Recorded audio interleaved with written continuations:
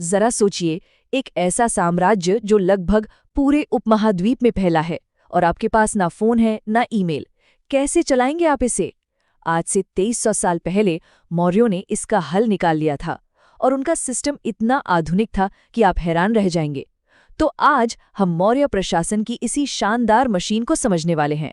इस पर एक पल के लिए जरूर सोचिए। आज की दुनिया में भी, जहां हमारे पास इंस्टेंट कम्युनिकेशन और बड़े बड़े डेटाबेसेस हैं, देशों को चलाना कितना मुश्किल काम है। तो फिर मौर्यों ने ये कमाल बिना किसी मॉडर्न टेक्नोलॉजी के कैसे कर दिखाया? यही सवाल उनके प्रशासन को इतना खास बनाता है और इसी का जवाब हम आज ढूंढने जा रहे हैं। तो चलिए, आज मौर्य प्रशासन के हर पहलू पर एक नज़र डालते हैं। हम उनकी सेंट्रल कमांड से शुरू करेंगे, फिर देखेंगे कि उनका फाइनेंशियल इंजन कैसे काम करता था, ये भी समझेंगे कि उन्होंने लोकल लेवल पर शासन कैसे किया और हाँ, जासूसों और सैनिकों के जरिए कंट्रोल कैसे बनाए रखा। और आखिर में हम ये सब जोड़कर देखेंगे कि उनका ये 2300 साल पुराना ब्लूप्रिंट आज भी इतना काम का क्यों है। तो सबसे बड़ा सवाल, पावर का स्ट्रक्चर कैसा था? कौन था इंचार्ज? देखिए, सबसे ऊपर तो राजा ही था, जिसके पास आखिरी फैसला लेने का अधिकार था। लेकिन जाहिर है, एक अकेला इंसान इतने बड़े महाद्वीप पर तो राज नहीं कर सकता। उन्हें एक टीम चाहिए थी, एक पूरा सिस्टम। तो राजा की मदद के लिए थी मंत्रिपरिषद। इसे आप आज की कैबिनेट की तरह समझ सकते हैं। और इसका जो हेड था, उसे कहते थे मंत्रिपरिषद अध्यक्ष, जो आप कह सकते हैं कि एक तरह से प्राइम मिनिस्टर जैसा था। यही राजा का वो कोर ग्रुप था जो सारे बड़े फैसलों पर सलाह देता था। अब यहाँ से चीजें और भी दिलचस्प हो जाती हैं।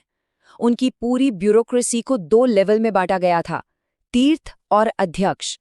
तीर्थ थे टॉप लेवल के अधिकारी, आज के कैबिनेट सेक्रेटरीज की तरह, जो बड़ी बड़ी नीतियां बनाते थे।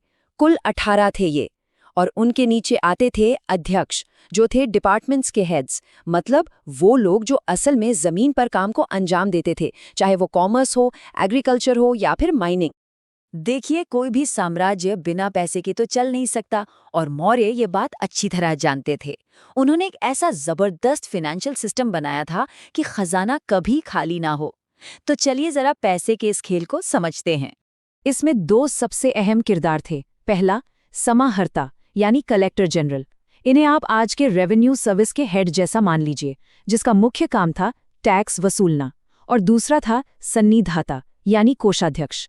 ये शख्स साम्राज्य के पूरे खजाने और गोदामों का इंचार्ज था, बिल्कुल आज के फाइनेंस सेक्रेटरी की तरह, जो देश के पैसे का हिसाब किताब रखता है। तो ये समाहर्ता साहब आखिर इकट्ठा क्या करते थे? देखिए, कमाई का जो सबसे बड़ा जरिया था वो था लैंड रेवेन्यू, और ये आमतौर पर उपज का छठा हिस्सा यानी 1/6 तय किया गया था। ये एक तरह का स्टैंडर्ड टैक्स था जो पूरे साम्राज्य की आर्थिक रीढ़ की हड्डी था। लेकिन बात सिर्फ जमीन के टैक्स पर ही नहीं रुकी।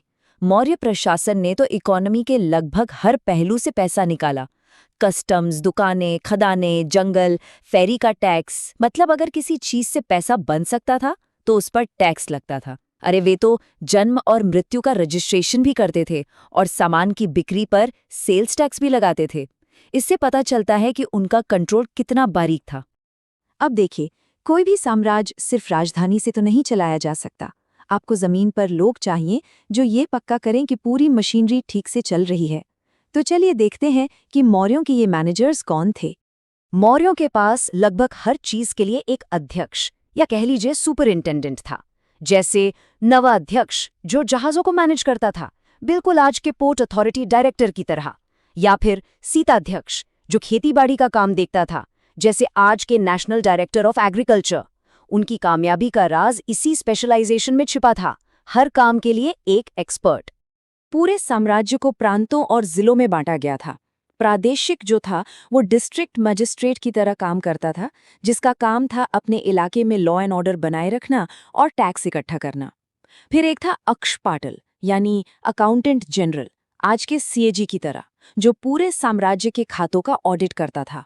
और सबसे निचले लेवल पर था ग्रामिक या गांव का मुखिया, जो लोकल गवर्नेंस की सबसे छोटी लेकिन सबसे अहम कड़ी थी।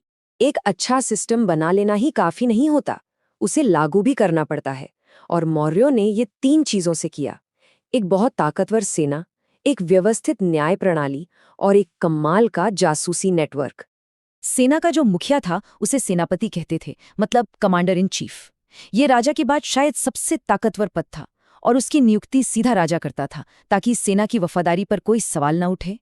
और ये कोई ऐसी वैसी सेना नहीं थी। इससे एक मॉडर्न आर्मी की तरह 5 अलग-अलग विभागों में बांटा गया था। पैदल सैनिक, घुड़सवार, रथ, हाथी सेना और यहाँ तक कि एक नेवी और लॉजिस्टिक्स विंग भी थी। और सबसे जरूरी बात, ये एक प्रोफेशनल स्टैंडिंग आर्मी थी जिसे नकद में सैलरी दी जाती थी। ये कोई शौकिया फौज नहीं थी। अब बात करते हैं न्याय की।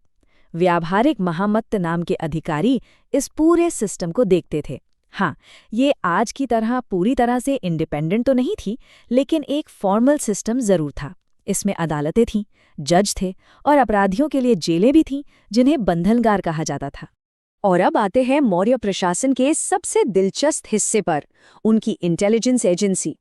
वो इस बात को अच्छी तरह से समझते थे कि सूचना ही शक्ति है।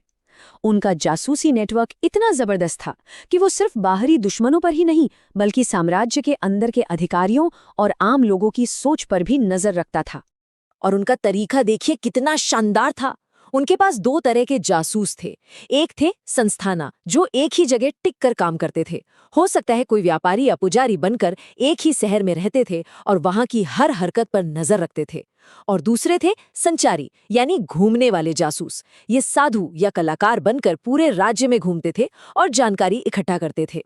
इस डबल अटैक से उन्हें हर चीज की खबर रहती थी।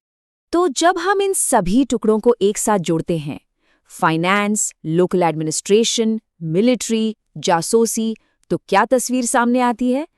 एक ऐसे ब्लूप्रिंट की जो अपने समय से सदियों आगे था। एक डिटेल्ड रेवेन्यू सिस्टम, हर डिपार्टमेंट के लिए खास हेड, एक साफ सुथरा लोकल एडमिनिस्ट्रेशन और कंट्रोल के लिए सेना और इंटेलिजेंस। मौर्यों ने वाकई में एक पूरी एडमिनिस्ट्रेटिव मशीन तैयार की थी। और इससे सीखने वाली सबसे बड़ी बात यह है, उन्होंने कुछ भी किस्मत के भरोसे नहीं छोड़ा था। राज्य चलाने के हर छोटे बड़े काम के लिए एक सिस्टम बनाया गया था। और ये सब हमें एक आखिरी सवाल पर लाकर छोड़ देता है। सोचिए, टेक्नोलॉजी बदल गई है, समाज बदल गया है, लेकिन क्या सरकार चलाने की जो बुनियादी चुनौतियां हैं, टैक्स इकट्ठा करना, लॉ एंड ऑर्डर बनाए रखना और एक बहुत बड़ी आबादी को मैनेज करना, क्या वो वाकई बदली हैं? मौर्य सिस्टम हमें दिखाता है कि ये समस्याएं हमेशा से रही हैं और उनके समाधान भी कई बार वक्त से परे होते हैं।